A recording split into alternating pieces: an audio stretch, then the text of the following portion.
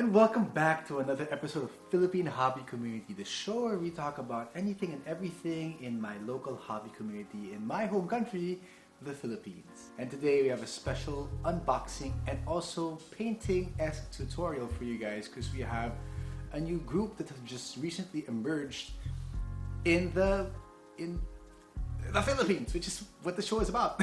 These guys are called Surgikal Precision, and they released a modular ruin set mainly for dioramas, but I plan to use it in my miniature wargaming / photography, and I'm thinking of a paint job that will get us there in the second half of this video. A little something about Surgikal Precision is that it's actually started by one doctor who goes by the name ELFBAIT, and he makes his own toys. But these are mostly G.I. Joe 3.75 scale models. And he has a fascination for sort of making his own customized toys that he makes as ELFBAIT. And when they're completed works and they're ready for viewing, he posts them on Surgikal Precision. All the links will be down below.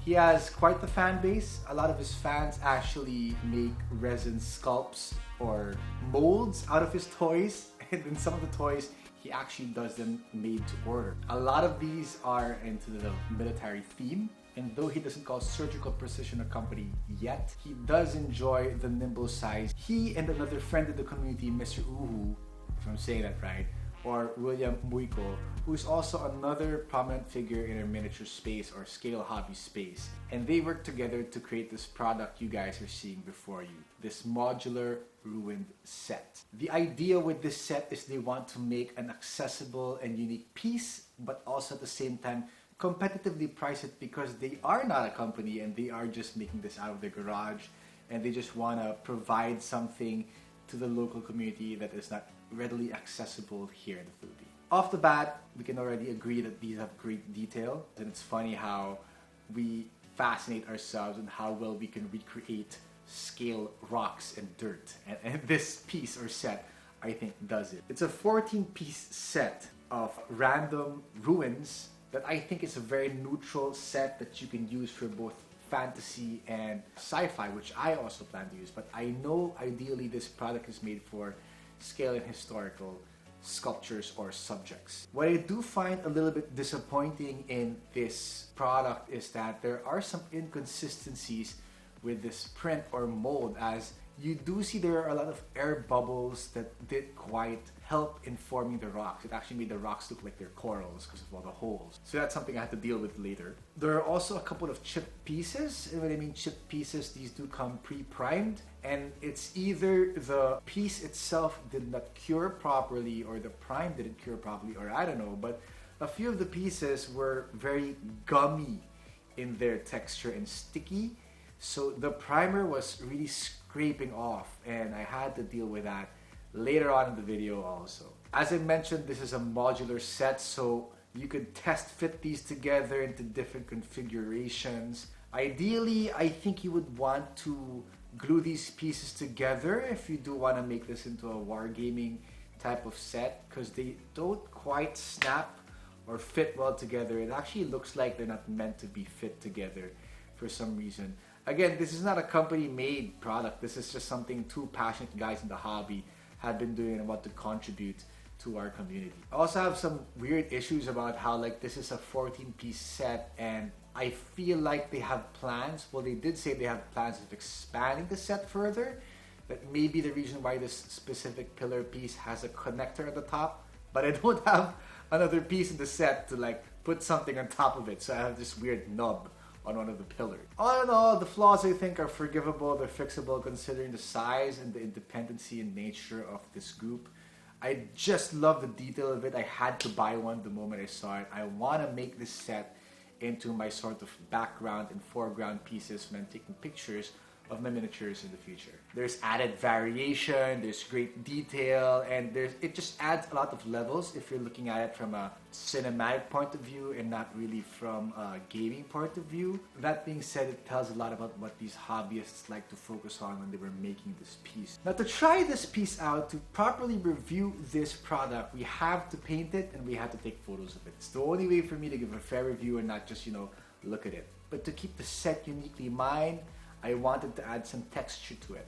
And adding some texture to it was also my opportunity to fill in those bubbles and gaps that were properly filled during the molding process of this product. Now, before the priming, you'll already notice I took care of a lot of the weird gummy, unprimed, uncured bit that I was talking about. Because this is terrain, I don't mind scratches, I don't mind the dings, I actually don't mind the imperfections in the molds of this print, because if lots of people are going to have to set, these imperfections will make it uniquely mine, and the way I fix it will make it uniquely mine. But then again, to each his own. I do understand a lot of hobbyists might find these aspects of the products disappointing. Now, the real question now was to decide what color to paint this model and give it a real test run. The intent here was to make sure that this remains as background pieces for my miniatures. Therefore, they cannot steal away from the colorful pieces I'll be putting in the foreground of my photo. But at the same time, I don't want to have that boring, same old gray, white, dry brush texture that a lot of historical diorama makers would do say are accurate color schemes of ruined pieces, because ash just falls on everything and makes everything grayscale. I want to make it a little bit more interesting, a little bit more moody, so I turn to the few places where I go for inspiration for my paint scheme. The first source of inspiration is the Black Cloth Gang. If you don't know the Black Cloth Gang, then you're not cool. Sorry. So maybe only like 30 people will get that joke. Anyway, I threw the pieces at them, I asked them my intentions, and then basically they threw me some inspiration as well. The second place I looked for inspiration was my Instagram saved stories or saved post archive feature thing. If you're on Instagram, you know what I'm talking about, the little bookmark and you save something. I have a little folder or saved category in Instagram that's just all terrain. And a lot of the saved posts there are posts that show really, really interesting terrain paint schemes, but are not loud enough to steal away from whatever miniature you put there. It can be very tempting to make a colorful terrain piece, especially if you see a lot of details in pieces like this.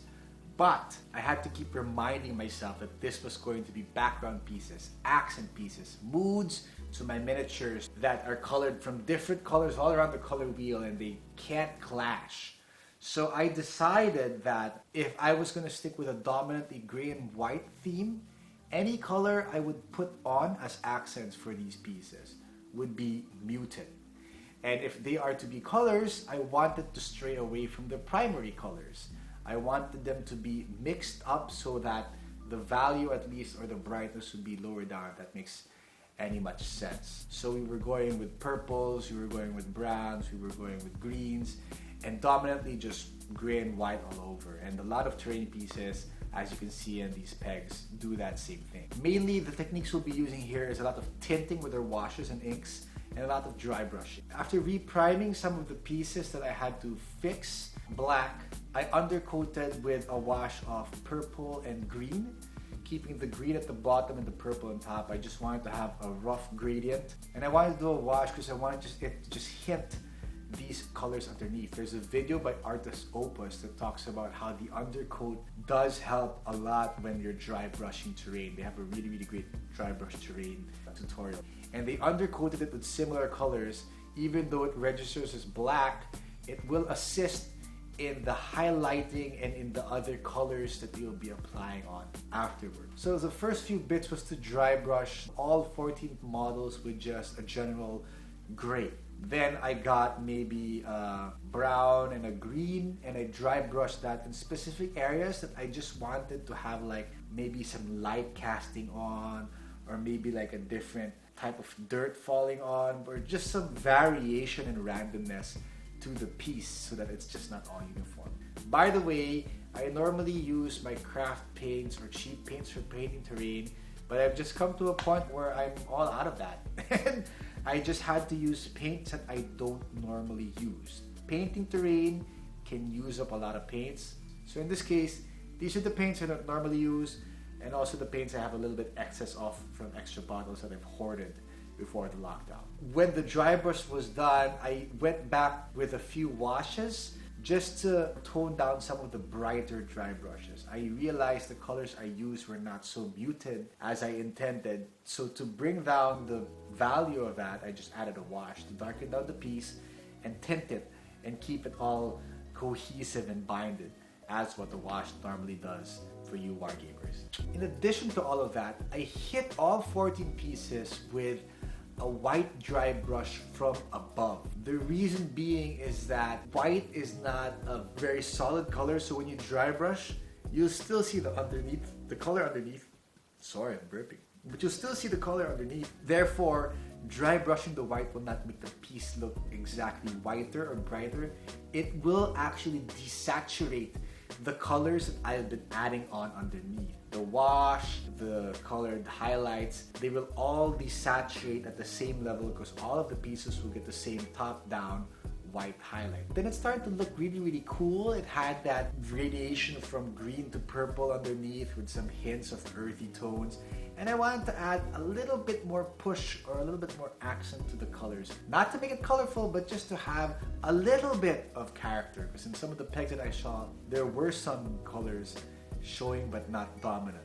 That's where the inks came in. I just took a few of the inks that I don't normally use and I just tinted some areas, some bricks, some pieces of the terrain that in my mind was saying, this used to be a green wall and now it's faded, all dirtied up and gunked up. And I just tinted some, not all of the pieces altogether. And whenever I didn't like the tint of or the outcome, I just came in with another neutral brown wash and I just washed it down to make that tint less vibrant in color and to also bind everything. So this was a lot of push and pull in terms of highlighting and adding color and pulling the color down by adding more washes. And it was, up to this point, it was all just up to taste. I added some more watermarks, maybe of some rain or water dripping from the bullet holes and things like that. Overall, it was just about creating a piece that had a mood to it. And I find this a bit conflicting to say. As neutral as I wanted it to sound, or I wanted the piece to look, I did want it to have some accent colors, because I'll be shooting this with my 40K models, I'll be shooting this with models that are not in 40K, and I just wanted them all to mesh well. I wanted them not to clash with the subject, but also stay interesting. So there's a lot of middle ground in creating this piece. That's why I feel like there's a lot going on at certain points when I was painting this terrain piece, but I had to bring it together with a dry brush or some washes. Hopefully you guys will get to see what I'm talking about when you follow my Instagram, which is also linked below, where you might see maybe 2 or 3 weeks from now photos of this thing with actual miniatures on the foreground. I'm very happy with how it turned out. I wouldn't say it's the best work or best terrain piece out there, but I'm pretty excited to start shooting this terrain piece. I'm very excited for Surgikal Precision. They do say that they are working on a diorama that has something to do with either Mad Max or Breaking Bad. So they do love their dioramas, they do love their military scale dioramas, but they are also coming up with a second set of terrain modulars, the terrain pieces to go with this existing set. I'll put a link below on where you can go to check out these guys and also to figure out more of where to get the product. And I hope you guys will learn something about our local community in the Philippines, and also a little bit how you can paint some terrain differently the next time. Thank you guys so much for watching. This has been Louie Loves Minis, reminding you to hobby every day and keep the sprues away!